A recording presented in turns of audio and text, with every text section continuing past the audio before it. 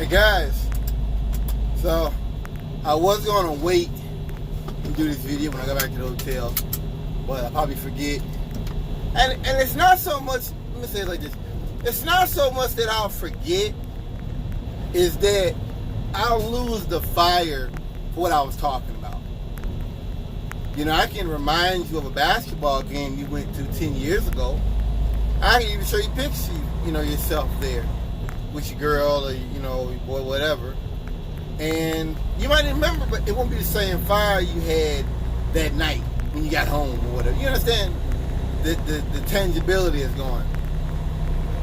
It's another moment in your life. I mentioned that I'm working for Samaritan's Purse up in Boone, North Carolina. I'm thankful. I like doing what I'm doing. But I mentioned something. I mentioned the white man's burden. What is that? What am I talking about?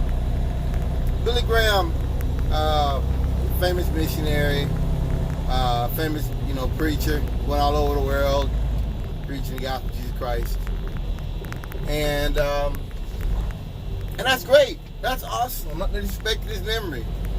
And as I said earlier, I'm sure Samaritan's Purse had done a lot of good out here. There's no doubt in my mind they've done a lot of good for a lot of people all over the world.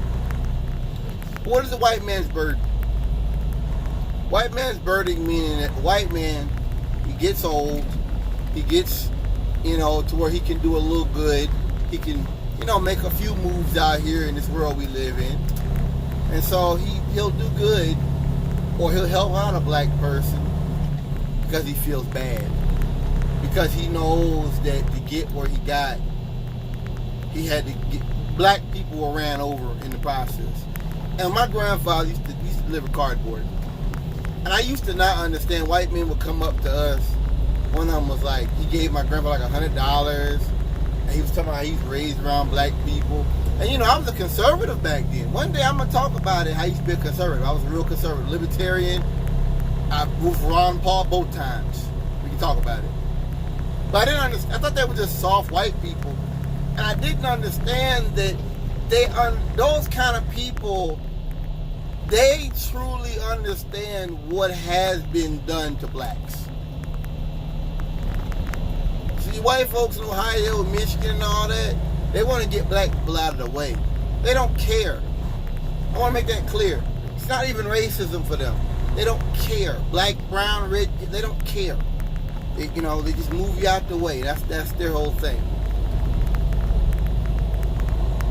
Billy Graham had invited Dr. King to speak at one of his revivals, do opening prayer, and he did.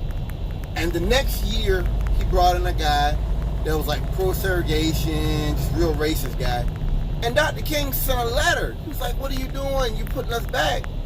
And Billy Graham didn't even respond. It was one of his assistants that responded and said, well, we've got to forgive everybody. God loves everybody. Well, that's true. We all God's children. I'm not saying we're not. But it's like with Kanye, what I always tell you guys, everybody's got a certain limited power. Everybody has a certain limited power. And everybody's got a certain limited time to be on this earth to actually make a difference and actually make an impact. And so you got to use that concentrated power for good. That's like Joe Rogan bringing Dave Rubin and these other racists on his show. I get it. And a lot of times they make themselves look stupid, but he's still giving them an agency. And that's wrong. That's wrong, man. You're giving them an agency. They go out here and do the little okay signs and all this racist stuff. They don't, they don't care. Their supporters are like, yeah, he was on the, it doesn't matter that people see it and laugh. They're like, oh, this guy's a joke.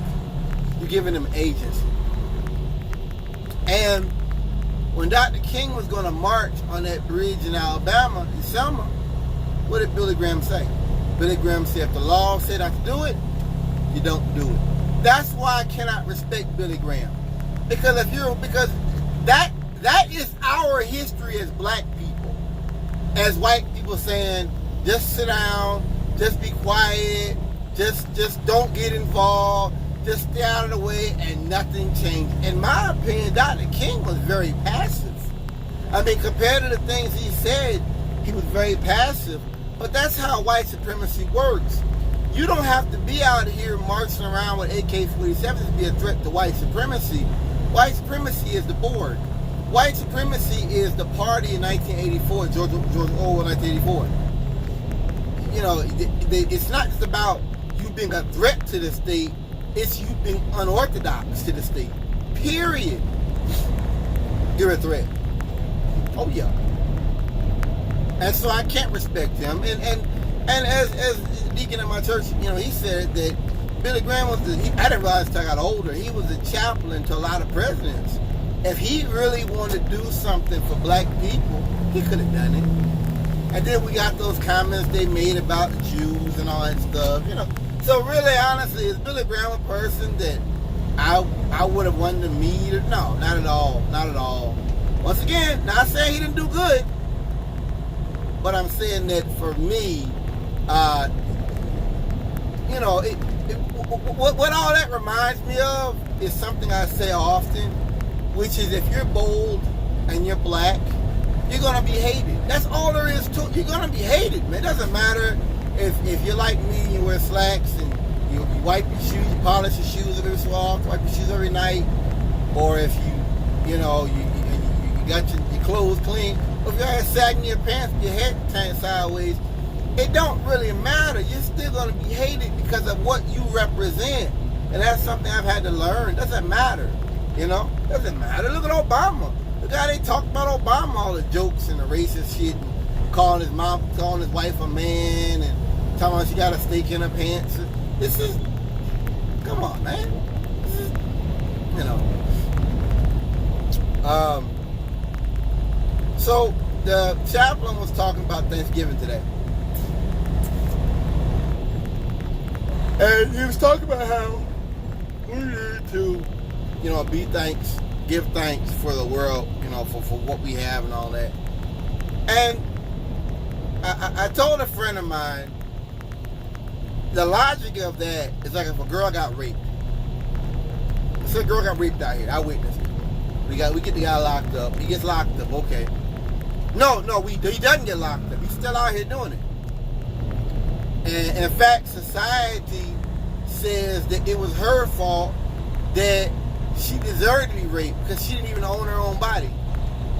And then 3 years later, I come up there, I said, are you thankful you didn't get raped again? That, to me, is the ideology behind that. That's what comes to my mind. And I just, when I think about Thanksgiving, I don't follow any holidays, any pagan holidays. But when I think about this stuff, it reminds me I'm living in well, first of all, we're all living on stolen land. But it reminds me of the fact that this man built this society upon violence. And they tell you, be peaceful when you protest and don't make too much noise. And listen, everything this man has done has been through violence and coercion and fraud and mischief and contract. He stole the Constitution from the Indians. I mean, everything he's got, he's stolen. And he's still doing it. He's still doing it to this day. And it makes me sick to hear that minister say that and to just, you know, blow it over like, oh, Thanksgiving was the Pilgrims. No, man. It was an act of colonialism. It was one of the original acts of colonialism and of theft.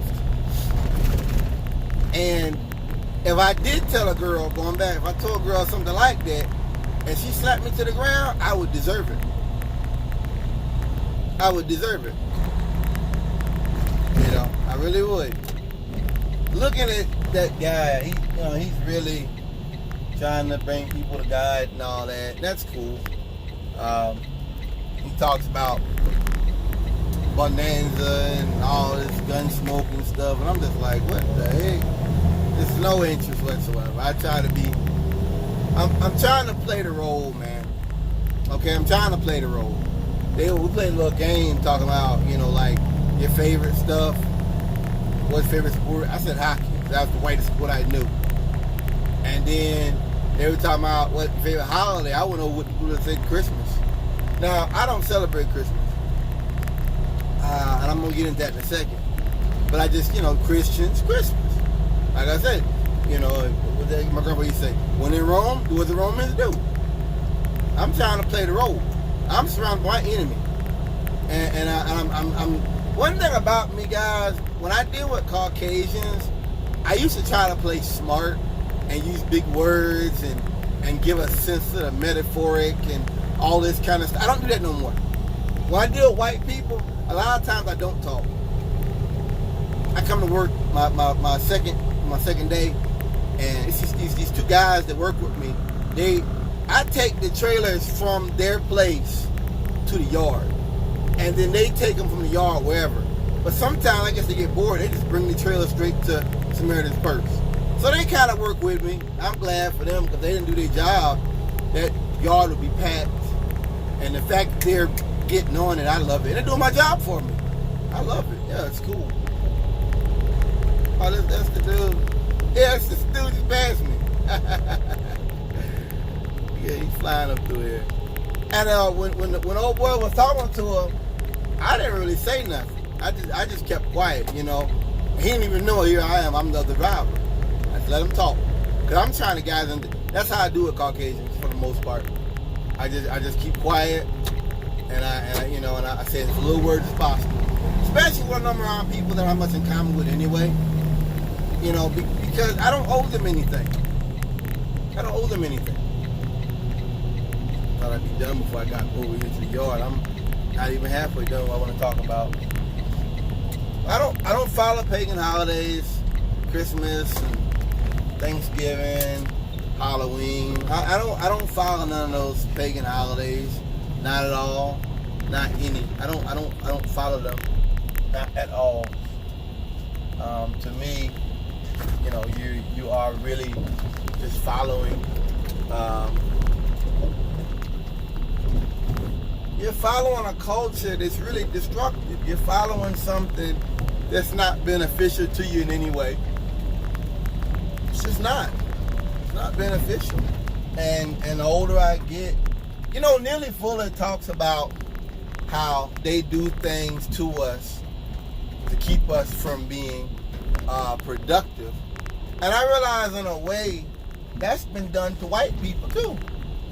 Oh, he's right. They want unproductive black people. They want us out here playing these stupid games and just doing nothing wrong with playing games, but just caught up in this world of stuff that's not real and not tangible, not beneficial. They want us caught up in that. But you see the same thing white people do. It's a little bit different, but they're caught up in distraction as well. I'm gonna finish this. Peace out.